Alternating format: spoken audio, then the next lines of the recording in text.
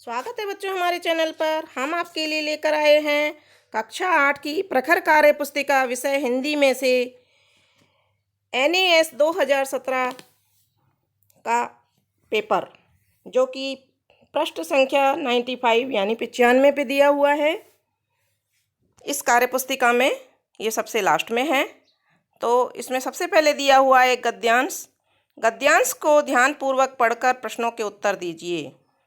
दीमक लकड़ी पचाने में बड़ी माहिर होती है। ये एक किस्म के सामाजिक कॉकरोच हैं। कॉकरोच इसलिए क्योंकि ये उनकी प्रजाति से काफ़ी निकट हैं, और सामाजिक इसलिए क्योंकि ये अपने कामों को स्पष्ट रूप से बांटकर करती हैं।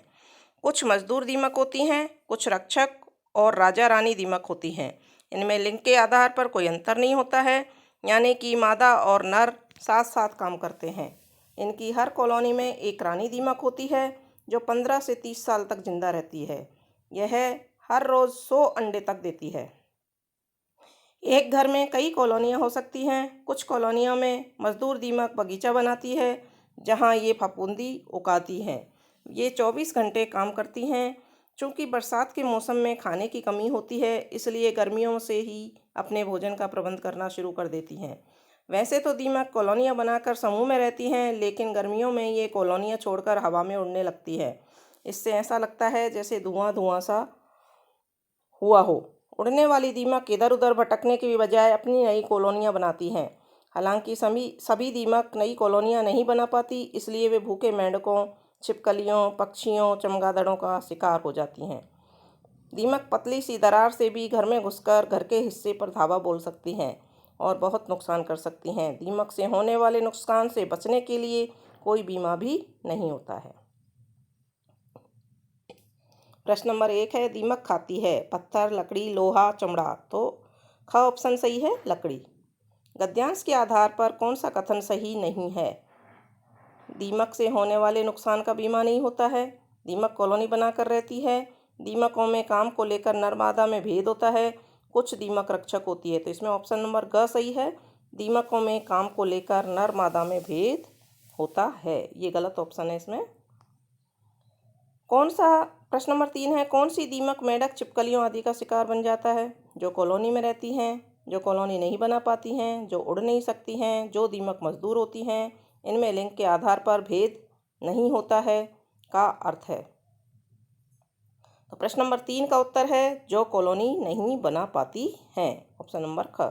प्रश्न नंबर 4 है, इनमें लिंग के आधार पर भेद नहीं होता है का अर्थ है। दीमक में नर या मादा नहीं होते, सभी दीमक एक जैसी होती है, केवल नर दीमक होती है, सभी मादा व नर दीमक मिलकर साथ काम करते हैं। तो यह घ ऑप्शन इसमें सही है, सभी मादा व नर दीमक साथ काम करते हैं।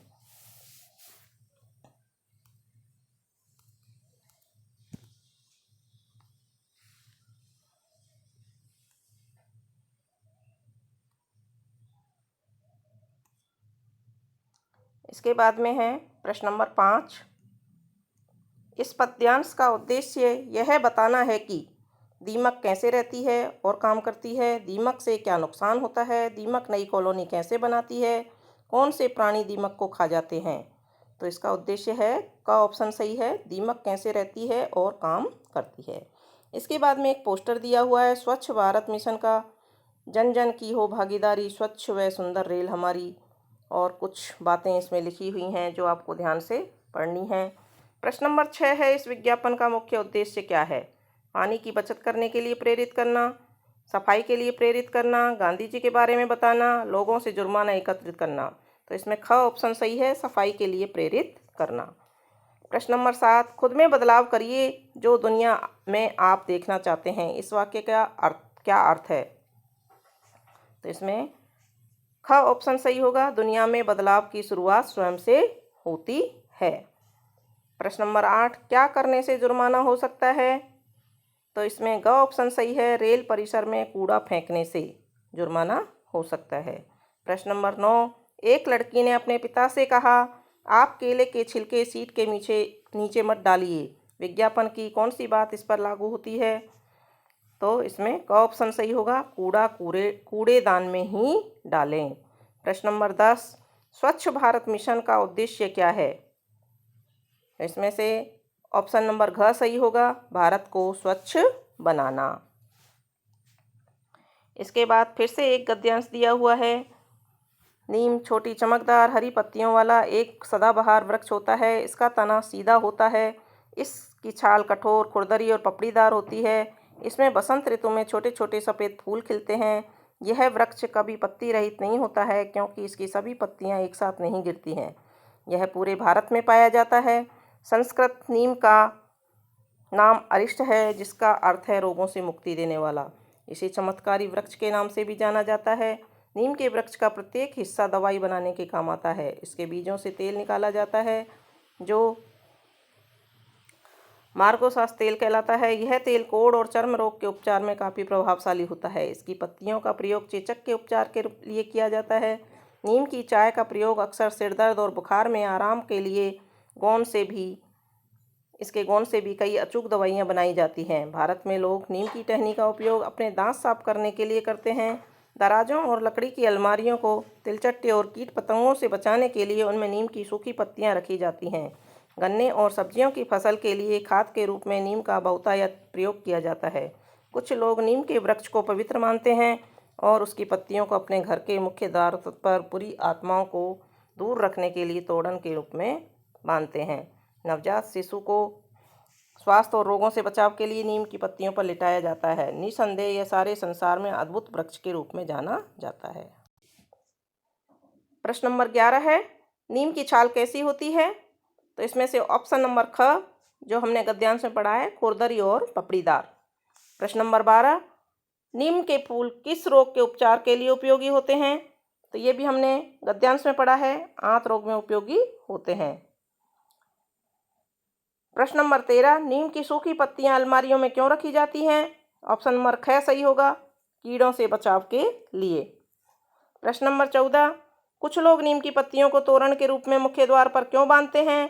तो ऑप्शन नंबर क, बुरी आत्माओं को दूर रखने के लिए बांधते हैं। तो ऑप्शन नंबर क इसका सही होगा। प्रश्न नंबर 15, नीम अद्भुत वृक्ष क्यों कहलाता है? क्योंकि वृक्ष का प्रत्येक हिस्सा उपयोगी होता है। आगे फिर से एक गद्यांश है जिसको हम पढ़ के देखते हैं। सारे संसार के यातायात के साधनों में साइकिल सबसे सस्ता और आम साधन है। सबसे पुरानी साइकिलें लकड़ी से बनी थी और उसके पैडल नहीं होते थे। फिर लोहे से बनी साइकिलें आई जिसमें कोई चैन या टायर नहीं थे। लगभग 80 वर्ष पहले एक व्यक्ति ने साइकिल से इंग्लैंड और फ्रांस के बीच का समुद्र पार किया। इस साइकिल में पैडल और तैरने का एक विशेष उपकरण लगा था जिसे फ्लोटर कहते हैं। आजकल बाजार में भिन्न भिन्न प्रकार की साइकिलें उपलब्ध हैं। खेल साइकिलों, स्पोर्ट्स साइकिल में गियर लगे होते हैं, लेकिन ये बहुत महंगी होती हैं। साइकिलें मनोरंजन के लिए भी होती हैं जो अधिकतर सर्कस प्रदर्शनों में इस्तेमाल की जाती हैं। शरीर को दुरुस्त रखने और पहाड़ी रास्तों पर चलने के लिए भी साइकिलें होती हैं। साइकिल चलाने में मज़ा भी आता है और इससे प्रदूषण भी कम होता है। ये किसी ईंधन से नहीं चलती हैं और इन्हें चलाने के लिए किसी लाइसेंस की भी आवश्यकता नहीं होती। सरकार को कार के स्थान पर साइकिल के प्रयोग को प्रोत्साहित करने के लिए कुछ कदम उठाने चाहिए।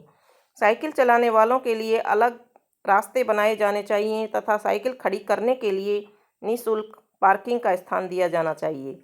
बैंकों को कम ब्याज दरों पर कर्ज उपलब्ध करवाना चाहिए। प्रश्न नंबर 16 है, इनमें से सबसे पुरानी साइकिलें कौन सी थी?